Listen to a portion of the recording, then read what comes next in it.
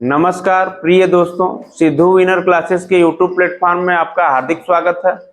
आज का हमारा सेशन जियोग्राफी भूगोल से संबंधित है। भूगोल में जहां तक हम पिछली क्लास में रुके थे, सौर परिवार में बुध और शुक्र के बारे में पढ़े थे। आज हम लोग कुछ चीजें जो बची थी पिछले क्लास की बुध और शुक्र को, उसको पढ़ते हुए आगे पृथ्वी के बारे में पढ़ेंगे। देखिए, हमारा जो बुध है, बुध के बारे में वेरी इंपॉर्टेंट बचा था। ये एग्जाम में इस समय बहुत तेजी के साथ आ रहा है। इसका देखो, बुध सबसे तेज गति से सूर्य की परिक्रमा करता है। 8 ग्रह हमारे पास, जिनमें बुध सबसे तेज गति से किसकी परिक्रमा करता है? सूर्य के। उसके बाद देखिए बेटा, परिक्रमा करने में समय कितना लगता है? तो 88 दिन लगता है। कितना समय लगता है? 88 दिन। ठीक है, ये फेमस क्वेश्चन बन चुका है परीक्षा के लिए, बहुत ही उपयोगी है। आगे देखिए, शुक्र जो है, आगे जब शुक्र ग्रह की बात होती है तो शुक्र ग्रह पृथ्वी का सबसे निकटतम ग्रह है। शुक्र ग्रह क्या है? किसका निकटतम? पृथ्वी का। ठीक है, तो ये दोनों क्वेश्चन परीक्षा में आने वाला है। इसको क्या करना है? आपको इंपॉर्टेंट लगा लेना है। ठीक है, तो हमारा जो सेशन है पृथ्वी के बारे में आज हम लोगों को पढ़ना है। किसके बारे में? पृथ्वी के। पृथ्वी को इंग्लिश में कहा जाता है अर्थ। क्या कहा जाता है बेटा? अर्थ कहा जाता है। देखिए, पृथ्वी सूर्य के गोल्डीलॉक जोन में आती है। अब प्रश्न ये बनेगा कि गोल्डीलॉक जोन होता क्या है? तो देखो बेटा, गोल्डीलॉक जोन होता है कि वह क्षेत्र जहां जल द्रव अवस्था में रहता है। ठीक है, अगर मान लो सूर्य के नजदीक हमारा पृथ्वी रहता है, एकदम नजदीक, तो ये क्या होता है? जो जल हमारे पास है 71% पृथ्वी पर, ये क्या हो जाता? वाष्प के रूप में क्या हो जाता? उड़ जाता। तो हम पृथ्वी पर रह नहीं पाते, जीवन संभव नहीं हो पाता। तो गोल्डीलॉक जोन, कहीं पे भी जीवन जीने के लिए सबसे बड़ी बात क्या है? गोल्डीलॉक जोन का होना। ठीक है, और उसके साथ हमारा ऑक्सीजन मिले। ठीक है, पेड़ पौधे हो। ठीक है, बात समझ रहे हो? आगे देखिए, पृथ्वी का आकार भू-आभ, इसको क्या बोलते हैं? जीवायड है। ठीक है, जैसे कुछ लोग कह देते हैं कि पृथ्वी गोल है। क्या है? पृथ्वी गोल है, लेकिन ऐसा नहीं है। पृथ्वी हमारी गोल नहीं है। कुछ लोग कह देते हैं कि पृथ्वी हमारी अंडाकार है, तो पृथ्वी हमारी अंडाकार भी नहीं है। ठीक है, पृथ्वी कैसी है? हमारी जीवाइड है। जीवाइड का मतलब क्या होता है? चिपटी हुई। देखो, ऐसे बनना है। ठीक है, यहाँ पे ऐसे चिपटा हुआ रहता है। बात समझ रहे हो आप लोग? पृथ्वी हमारी क्या है? चिपटी हुई है, न अंडाकार है, न पृथ्वी गोल है। पृथ्वी कैसी है? भू-आभ, जीवायड है। बात समझ रहे हो? अब आगे देखो, इसे लध्वज गोलाभ, ओवलेट, स्क्वायरेट आकार का भी मानते हैं। ठीक है, आगे देखिए, होता क्या है कि पूछता है एग्जाम में कि पृथ्वी पर जल कितना पाया जाता है। तो पृथ्वी पर क्या बताओगे? 71% जल पाया जाता है। कितने परसेंट बेटा? 71%। अब जब 71% जल हो गया तो 29% भाग पर स्थल है। उसमें क्या क्या है? वायुमंडल है। सब इसके बारे में बताया जाएगा आगे। आगे देखिए, जल की अधिकता के कारण इसे नीला ग्रह कहते हैं।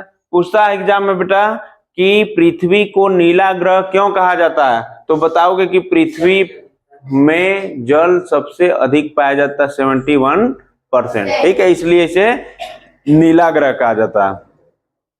आगे, पृथ्वी का व्यास कैसा है? तो व्यास के बारे में हम लोग जानते हैं। तो देखिए, पृथ्वी का व्यास 2 भाग में बटा होता है, एक ध्रुवी व्यास और एक विषुवती व्यास। व्यास क्या होता है? डायमेंशन क्या होता है? ये देखो, पढ़ाए थे हम तुम लोगों को वृत्त में। किसमें पढ़ाए थे?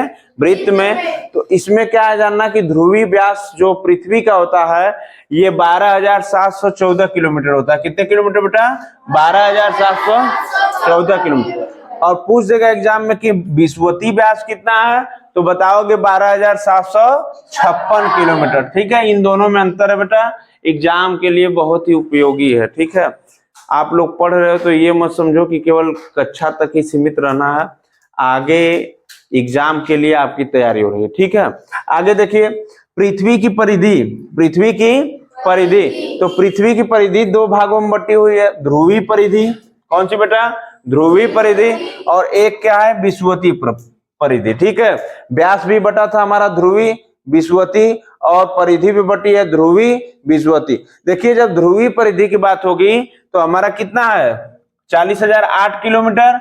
और जब विषुवतीय परिधि की बात होगी तो 40,075 किलोमीटर, ठीक है। और ये जो होता है किलोमीटर बेटा, इसकी जो लंबाई है ये लगभग में तय होती है, ठीक है। कुछ ज्यादा भी हो सकता है, कुछ कम भी, ठीक है। आगे देखिए, पृथ्वी की गति के बारे में पूछता है, पृथ्वी की गति के बारे में। तो बताओ कि घूर्णन गति के बारे में। घूर्णन क्या होता है? पृथ्वी देखो अपने अक्ष पे घूमती है, अपने अक्ष पे घूमती है। ये मान लो आपकी पृथ्वी है, क्या है? मानना है कि क्या है? पृथ्वी। देखिए अपने अक्ष पर घूमने का मतलब क्या होता है कि देखिए ऐसे ऐसे घूम रही है, घूम रही है कि नहीं घूम रही है, स्थान नहीं ना छोड़ रही है ऐसे ऐसे। तो अपने अक्ष का घूमने का मतलब केवल अपने अक्ष पे क्या करेगी? घूमेगी, ठीक है। इसी को क्या कहते हैं? घूर्णन गति। क्या कहते हैं बेटा? घूर्णन गति। आगे देखिए, घूर्णन गति होने में समय कितना लगता है? तो बताओगे 23 घंटा 56 मिनट 48 सेकेंड। 23 घंटा 56 मिनट 48 सेकेंड, जो कि हम लोग लगभग मान लेते हैं 24 घंटा। कितना मान लेते हैं? 24 घंटा। आगे देखिए, इसके प्रभाव से दिन रात होते हैं तथा समय बदलता रहता है। दिन रात का हमें कैसे पता चलता है? घूर्णन गति के कारण पृथ्वी पर दिन रात कैसे होते हैं, पता चलता है कि नहीं चलता है? ठीक है। देखिए हमारा घूर्णन गति के बाद क्या पढ़ेंगे हम लोग? परिक्रमण गति। क्या पढ़ेंगे बेटा? परिक्रमण गति। देखो परिक्रमण गति क्या होती है बेटा? पृथ्वी सूर्य के चारों ओर घूमती है। देखो मतलब क्या है, आप इस चीज को देखना है कि ये आपकी क्या है बेटा? पृथ्वी, ये सूर्य है, क्या है? ये सूर्य है, क्या है बेटा? सूर्य, मानना है सूर्य है, ठीक है। और ये देखो क्या है? पृथ्वी है, क्या है बेटा? पृथ्वी। तो परिक्रमण का क्या मतलब होता है कि देखो ये जो पृथ्वी होगी सूर्य के ऐसे ऐसे चारों चक्कर लगाएगी। बात समझ रहे हो? ऐसे ऐसे क्या करेगी? चक्कर लगाएगी, ठीक। परिक्रमण का मतलब समझ में आया? आगे देखिए, इसमें 365 दिन 5 घंटे 46 सेकेंड का समय लगता है। जब पूछेगा एग्जाम में बेटा परिक्रमण गति, तो बताओगे ये एक वर्ष में देखो कितना हो रही है? 365 दिन 5 घंटा 46 सेकेंड का समय लगता है। इसलिए हम क्या कहते हैं कि 366 दिन लग जाते हैं, ठीक है, पृथ्वी को सूर्य का चक्कर लगाने में। बात समझ रहे हो? आगे देखिए क्या होता है, इससे पृथ्वी पर ऋतु परिवर्तन होता है। ऋतु परिवर्तन का मतलब आप लोग समझ रहे होंगे, कभी गर्मी, कभी ठंडी, कभी बरसात, होता है कि नहीं होता है? आगे देखिए, गर्मी कब पड़ती है? जब पृथ्वी एकदम सामने आ जाती है किसके? सूर्य के। वहां जैसे मान लो कि सूर्य है बेटा, ये क्या है? सूर्य है, और पृथ्वी घूमते घूमते इसके सामने रोशनी पड़ने लगे इधर भाग पे, ठीक है, तो गर्मी आ जाएगी।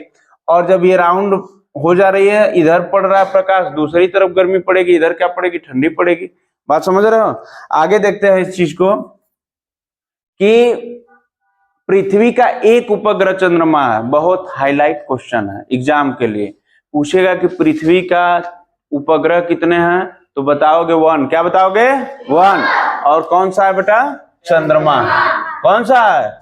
चंद्रमा। अब हम लोग चंद्रमा के बारे में पढ़ेंगे, चंद्रमा और पृथ्वी से संबंध के बारे में पढ़ेंगे। देखिए क्या होता है संबंध। चंद्रमा पर पृथ्वी की तुलना में गुरुत्वाकर्षण 1/6 है, ठीक है। जो गुरुत्वाकर्षण की बात होगी तो क्या बताओगे? 1/6, ठीक है। क्योंकि गुरुत्वाकर्षण के बिना पृथ्वी पर हम लोग जैसे बैठते हैं, मान लो यहाँ बैठे हैं क्लास में, अगर गुरुत्वाकर्षण पृथ्वी में नहीं रहता तो हम लोग क्या करते? उड़ते। क्या करते? उड़ते। और ये सामान जो है एक जगह स्थायी नहीं रह पाती, ठीक है। जैसे मान लो कोई पत्थर मारते हैं हम लोग, तो पत्थर आकाश में मारते हैं तो पत्थर नीचे गिरता है, कभी देखे हो? तो उसका कारण यह है कि गुरुत्वाकर्षण है पृथ्वी के अंदर। अगर गुरुत्वाकर्षण नहीं होता तो जब पत्थर मारते तो ऊपर चला जाता पत्थर। बात समझ रहे हो? आगे देखिए, पृथ्वी और चंद्रमा की दूरी के बारे में पूछ देता है कि पृथ्वी और चंद्रमा से कितना दूरी पर है। तो देखो पृथ्वी और चंद्रमा की दूरी 3,84,000 किलोमीटर है। कितने लाख किलोमीटर बेटा? 3,84,000 किलोमीटर। Very important question. आगे देखिए, चंद्रमा का अपने अक्ष पर घूर्णन की अवधि तथा पृथ्वी के चारों ओर परिक्रमण की अवधि समान होती है। मैं बताया कि देखो दो अवधि बताया, घूर्णन गति एक परिक्रमण गति, दो गति को बताया था, और दोनों चंद्रमा और पृथ्वी में एक समान होती है, चंद्रमा और पृथ्वी में एक समान होती है। ये बात समझ में आई। देखिए होता क्या है इसमें कि बात पृथ्वी की होती तो पृथ्वी के पास कभी जो चंद्रमा होता है कभी पृथ्वी के पास चक्कर लगाने में आ जाता है और कभी ज्यादा दूरी पर चला जाता है, कभी ज्यादा दूरी पर चला जाता है। तो जब पास आता है, एग्जाम में पूछता है, जब पास आता है तो इसको बोलते हैं बेटा उपभू। क्या बोलते हैं? और इंग्लिश में बोलते हैं पेरिजी। क्या बोलते हैं? पेरिजी। तो इसको नहीं भूलना है, जब पृथ्वी के पास चंद्रमा आ जाए तो उसको बोलेंगे उपभू। क्या बोलेंगे? उपभू, पेरिजी। क्या बोलेंगे? पेरिजी। और जब पृथ्वी चंद्रमा से दूरी बना ले, आई हेट यू, ठीक है, पृथ्वी गया दूरी पर खूब गया, तो जब दूरी पर गया तो उसको क्या बोलेंगे? अपभू। क्या बोलेंगे बेटा? अपभू। अपभू को क्या बोलते हैं? अपेजी। क्या बोलते हैं? अपोजी। ठीक है, उपभू और अपभू आप लोगों को समझ में आ गया। ठीक है, इधर देखो आई लव यू, इधर देखो आई हेट यू। ठीक है, बात समझ में आई। तो दोनों चीज को हम लोगों को क्या करना है? समझना है। और जब भी उपभू और अपभू की परिभाषा पूछे तो क्या करना है? यही वाला मामला याद कर लेना कि सर जी पढ़ा रहे थे I hate you, I love you. ठीक है, आगे देखिए, परिक्रमण जो होता है पूछ देगा कि परिक्रमण जो होता है कितने दिन में पूरा होता है, तो बताओगे 27.32 दिन में। कितने दिन में? परिक्रमण 27.32 दिन में। देखो क्या होता है, इतने दिनों में ही चंद्रमा अपने अक्ष पर घूम जाता है, ठीक है, और तथा पृथ्वी की परिक्रमा भी कर लेता है। बात समझ रहे हो? चंद्रमा क्या करता है? पृथ्वी की परिक्रमा भी कर देता है। परिक्रमण काल अभी बताए हैं। ठीक है, आगे देखिए, अवधि दोनों समान होने के कारण मैं बताया कि बेटा देखो घूर्णन गति और परिक्रमण गति दोनों क्या होती है? समान होती है। चंद्रमा का पृथ्वी से एक भाग 59% ही दिखाई देता है। समान होने के कारण केवल हम लोग चंद्रमा का पृथ्वी से क्या करते हैं? एक भाग ही देख पाते हैं। और कितना देख पाते हैं? हाईएस्ट 59%। कभी ध्यान से देखना पृथ्वी को चंद्रमा से, यहाँ पर बैठे हो पृथ्वी पर, चंद्रमा को देखना कटा हुआ भाग दिखाई देता है। देखा देता है कि नहीं देखा? जबकि पृथ्वी जैसा ही चंद्रमा है लेकिन उसका एक भाग दिखाई देता है, चंदा मामा आरे आवा। ठीक है, बारे आवा।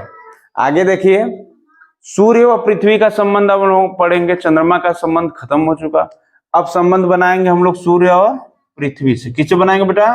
सूर्य और पृथ्वी। जब सूर्य और पृथ्वी से संबंध बनाते हैं तो देखिए ये क्या होता है? सेम कंडीशन, सूर्य के नजदीक पृथ्वी जाती है। सूर्य के क्या होती है? नजदीक पृथ्वी आती है। फिर बोलती है कि आई हेट यू, अब हम क्या करेंगे? दूर जाएंगे। जब बेटा देखो यहाँ पे आई लव यू होगा, पास जाएगी, तो क्या होगा यहाँ पे? उपसौर। इसको क्या बोलेंगे? तो पास आने की क्रिया को क्या बोलेंगे? उपसौर।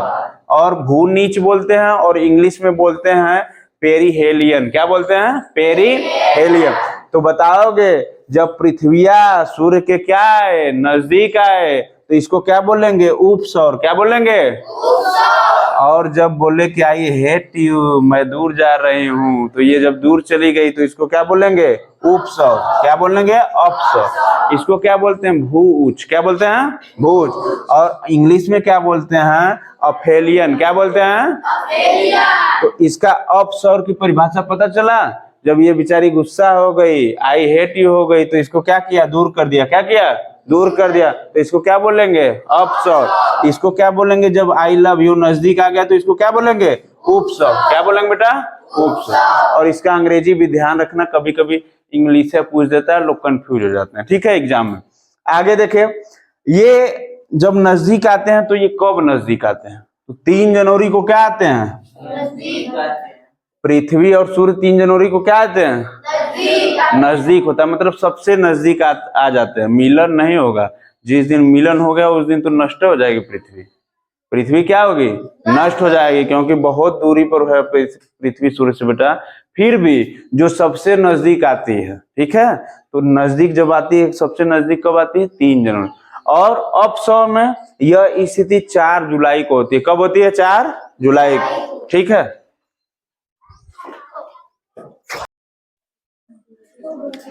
देखो बेटा 3 जनवरी को 4 जुलाई की तुलना में लगभग 7% सूर्यातप की मात्रा अधिक प्राप्त होती है। अब देखो ये होता है कि सूर्यातप का मतलब क्या होता है, सूर्य द्वारा जब प्रकाश पड़ेगी तो ऊष्मा क्या होगी, ज्यादा होगी। तो तुम लोगों के मन में सर एक बात और आ रही होगी कि सर जो 3 जनवरी वाला मामला है ये तो 3 जनवरी को ठंडी पड़ती है और आप कह रहे हैं कि सूर्यातप हो रहा है, सूर्य का तापमान बढ़ेगा। तो बेटा ये जो देखो ये सूर्य है, क्या है बेटा, सूर्य क्या है, सूर्य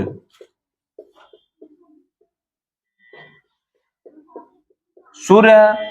और ये हमारी क्या है, पृथ्वी है। ये हमारी क्या है, पृथ्वी।